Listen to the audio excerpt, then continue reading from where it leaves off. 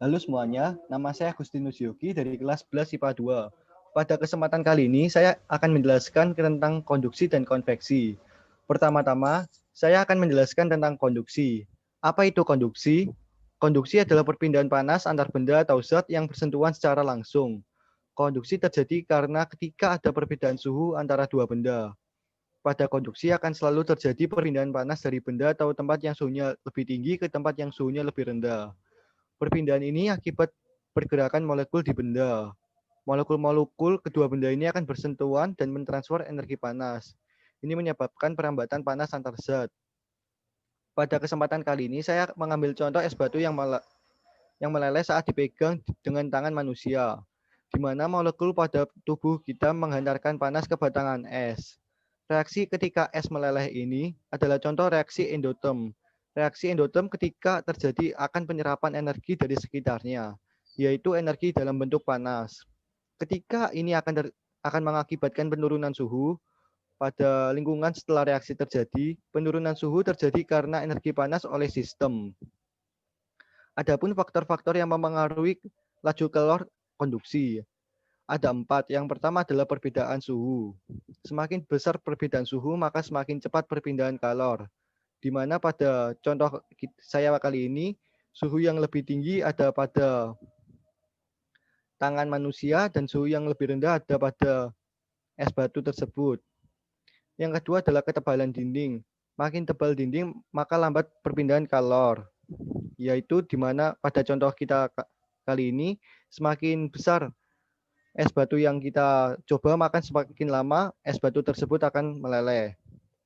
Yang ketiga adalah luas permukaan. Makin besar luas permukaan, maka makin cepat perpindahan kalor tersebut. Makin besar luas permukaan pada es batu, semakin cepat es batu tersebut akan meleleh. Dan yang terakhir adalah konduktivitas thermal zat, yang artinya ukuran kemampuan zat menghantarkan kalor. Semakin besar nilai konduktivitas thermal zat, maka makin cepat perpindahan kalor tersebut. Selanjutnya saya akan menjelaskan tentang konveksi. Apa itu konveksi?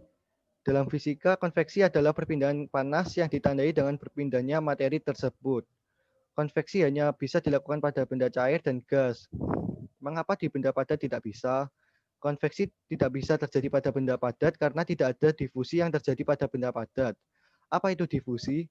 Difusi adalah peristiwa mengalirnya atau berpindahnya suatu zat dalam pelarut dari bagian berkonsentrasi tinggi ke bagian yang berkonsentrasi rendah.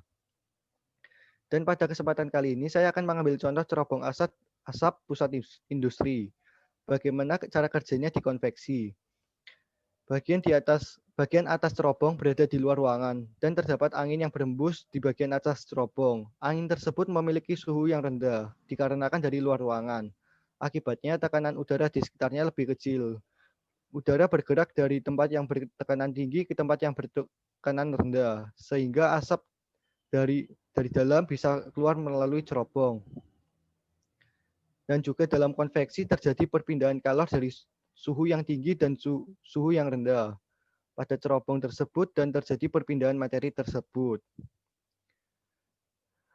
Namun pada contoh saya kali ini terdapat juga hukum Bernoulli, di mana hukum Bernoulli menyatakan hubungan kecepatan dan tekanan berbanding terbalik. Hal ini terdapat pada cerobong-cerobong asap pusat industri. Cerobong asap yang baik akan tersambung ke ruangan yang tertutup. Karena ruangan itu tertutup, maka tidak ada udara yang berembus, yang menyebabkan tekanannya menjadi lebih besar. Sehingga secara tidak langsung asap akan tertekan naik ke atas cerobong. Begitu juga pada atas cerobong, karena bagian atas cerobong didesain terbuka, maka angin di luar bangunan akan meniup bagian atas cerobong, sehingga tekanan udara di sekitarnya menjadi kecil dan asap bisa terbuang keluar.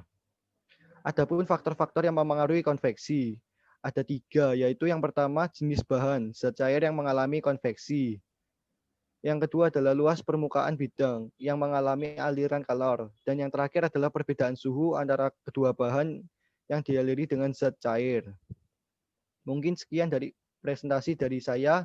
Terima kasih telah menonton.